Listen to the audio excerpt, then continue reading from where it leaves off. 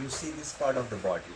Nasal passage is end of the day. If you open your mouth, prana comes from here, right? You just apply the lock here. Take the breath from. Can you release from here? Yes or no? Yes. You take from here and you can release. Similarly, I can release from here. So this area taking in and exhale is possible, and this area taking in and exhale is possible. So up to here, the channel, this one is to moderate the flow of prana, whereas this one is not to moderate the flow of the prana. So when you taking the breath from mouth is okay, acceptable. But like I said, when you're sitting in a car and if you want the light moderate to touch in the body the air, you like it that. But if suddenly if something comes, you will not like it. That's why unless there is a requirement of the sobering of the prana, you do not apply the mouth breathing. But generally, if you look at the workout, if you take the breathing from the mouth, you are not able to control the breath.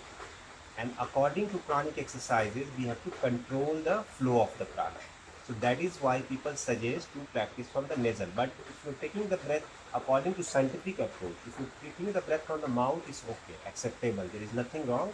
But when you exhale, you have to still moderate the prana. So that's why inhale from the mouth is acceptable.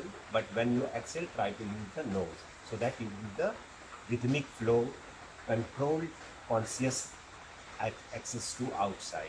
So that's keep your mind balanced. Otherwise, just so this is where your mental approach is disconnect.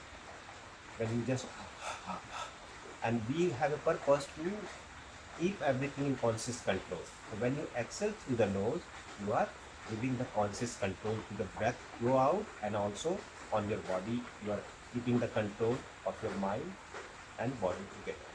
That's why this is the way it is seen. So taking the breath from the mouth is acceptable.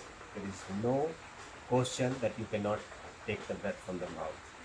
But when you exhale, try to use the nasal breathing, just because we want to keep our mind not to go fire. Because if you so this system go on fire, and if you go on the fire, it is basically you are working sympathetically to not to control but lose. Lose means basically the emotion will trigger off, your conscious will trigger off, you will feel dizziness, you will feel numbness, because everything in that direction. And supposedly you want to keep in control.